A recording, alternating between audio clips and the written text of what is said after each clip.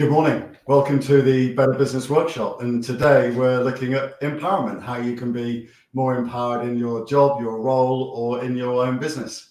By the way, don't forget to like and share this stuff. Come and join us over in our groups, in the LinkedIn and Facebook groups. There's tons of content over there. Just look for the Better Business Workshop and tell us where you're watching from today. I'm joined by my colleague Gareth this morning. Good morning, Gareth. How are you? I'm good, Mark. How are you? Yes, I'm brilliant. We're looking at empowerment today, Gareth, and we've got a nice little model to take the folks through. Yeah, I love it. So yeah, absolutely. And I've got a really good story about this, which really brought it home to me. And I know you've heard this before, but when I first had people to lead, they weren't doing anything right. They were well known as the kind of worst section in the battalion and stuff like that. And I was complaining to a more senior person about it. And he said, well, I don't know why you're complaining. You get the team you deserve. Right.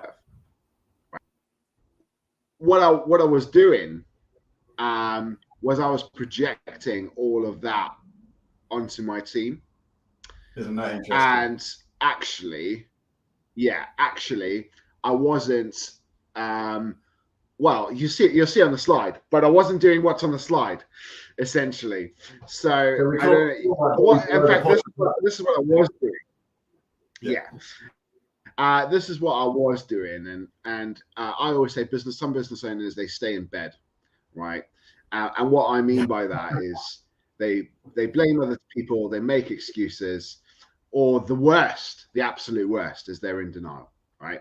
And if you know a business owner who is doing this, tag them in now because they need to hear this, right? Yes. And they are blaming their team. You all hear people who go, "If only I had a better team, then my business would be better." Right? If only the economy was better, right? Then I'd have a better business. If only this, if only that, right? And it's not me, it's my team. It's not me as the business owner.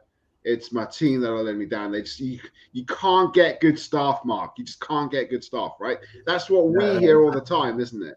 Totally. And the reality of the situation is, it's not the team, it's not the economy. It's not the fact that you can't get good staff, right? It's the business owner. It's you as the business owner, right? Definitely. The answer is very obvious. We use this model a lot with our clients, don't we, Gareth? I often find myself calling people out for being below the point of power. And actually, denial is quite an interesting one.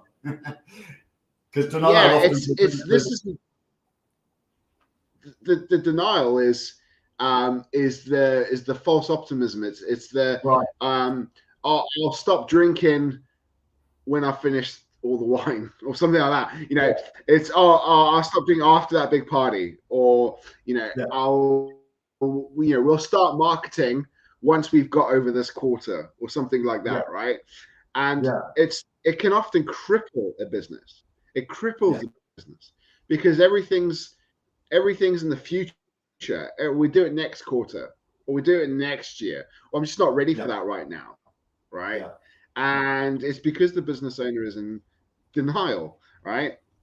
Well, like you said, you do this with your clients, and I do it as well. And this is probably the first thing I teach my clients is this model, because it's so important, right? Because you'll often we hear it a lot in business when people say, "Oh, we won't do something now because it's the summer. It's too quiet. We'll wait until September." And in September, they say, "Oh, it's too busy now. The children have gone back to school." And then we won't do it then. And then, "Oh, we're up to Christmas. There's nobody buying at the moment because it's Christmas." And then it's, "Oh, we're too busy now because it's January."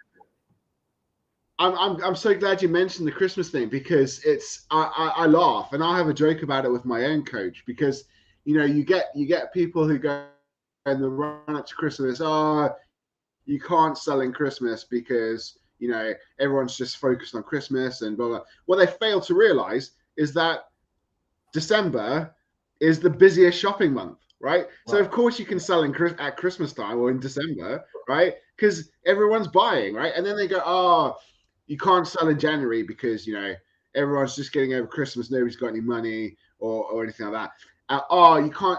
Yeah, February, March. Now everyone's waiting for Easter now. You know, oh, can't sell in August. Everyone's on holiday. Can't sell in August, right?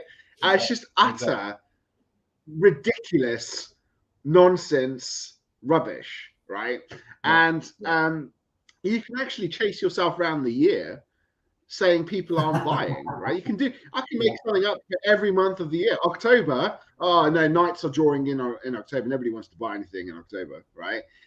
You can just convince yourself that this is true, right? And it's absolutely not true at all, right? And what we want, you often might as well hear me say, is that above or below the point of power, right? And they'll often go, oh, why didn't you do your homework this week? Why didn't you do your work this week? Oh, I ran out of time, or blah, blah, blah, blah, blah. They give me every excuse, as I'm sure you've heard as well. And I go, okay, is that above or below the point of power? And they go, below. I go, okay, brilliant. So how do we get above the point of power? And what we talk about above the point of power is where people are, like you see there, taking ownership, they're accountable, and they're responsible. And, you know, if you look at ownership, the word is own your ship, right? That's how I say it, right? And it's about knowing that it's not the team, it's you. They might have other responsibilities. They might be accountable to you for getting the work done, right? But you own it, right? And as soon as you start to get into the mentality of actually, no, this is my problem, right? You are able, go down to the bottom there, to form a response. You become response able, right? And that's how I know when clients get this, is when they are responding, right? The other way I know clients are getting this is when they start being accountable, in as much as off their own back, they start keeping score about stuff, right? So they start tracking the numbers, okay? And that's how I know I've cracked it with them, all right, with this model. I don't know if you have any similar experiences. Yeah, totally, all the time. By the way, if anybody's got teenage children, this is brilliant for teenage children as well. This is great for sharing with teenage children and talking to them. Are you above or below the point of power? All right. So look, you know, when people are below the point of power, Gareth, they're making reasons why they can't achieve things, right? When people are above the point of power, they become powerful and they achieve results. Yeah, it's reasons, or actually it's excuses, right? Because you know, you do have enough time to do that, you know, bit of marketing or write that blog, or you do, right? But but this is the other thing.